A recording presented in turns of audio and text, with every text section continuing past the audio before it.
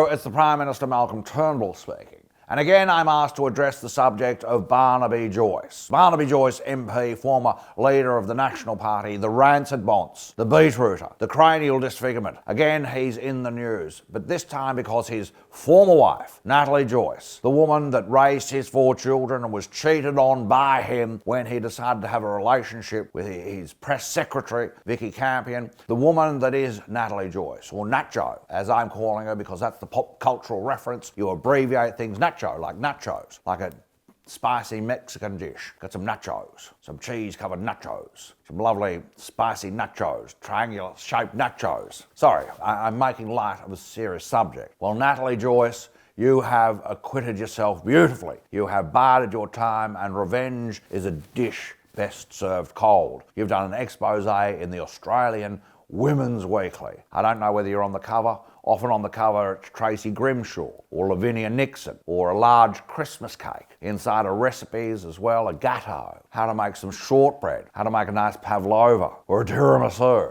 Natalie Joyce has stepped out from the shadow of her pain and suffering at the hands of the media and her husband to talk balls and all. Now, she knew this affair was going on and had revealed what a weak, low act Barnaby is. She knew that he was having an affair, and she was told by somebody in Tamworth that they were in town at his electoral office. She made the painful journey, a 30-minute drive into town, and found them smoking, having a durry, popping a smoke ring, having a dart outside the electoral office. And when Barnaby saw her, he ran away like the low dog act that he is, leaving Vicky Campion to be confronted by his wife, NatJo. NatJo and Vicar and NatJo, not Vicar and Linda. It's a different story. And of course, Natalie got out of the car and confronted Vicky and said, "Leave that man alone. He's a married man with 4 daughters. And you are nothing more than a home-wrecking whore. A whore."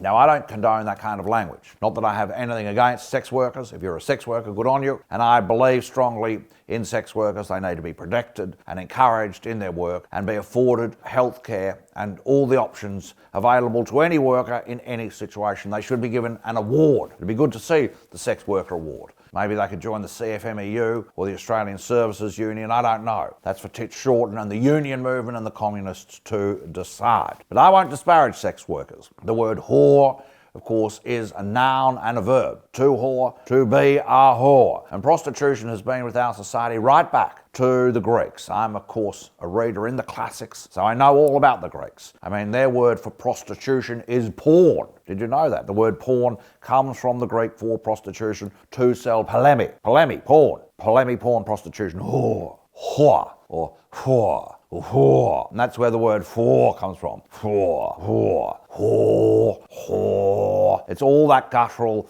animal intent. Whore. I mean, that's where words come from. They have a visceral etymology. Whore.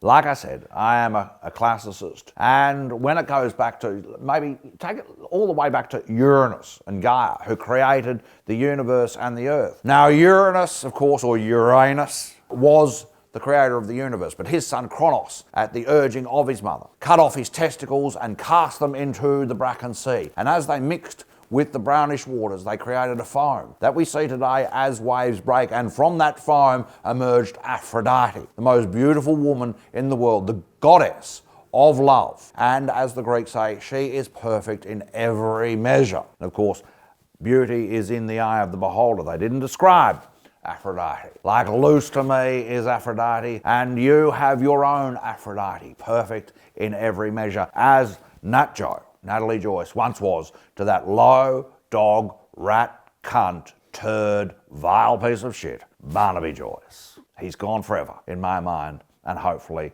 in yours. Please share this, even though I've said cunt a few times. No, I didn't this time, did I? We'll cut that out. Okay, bye now.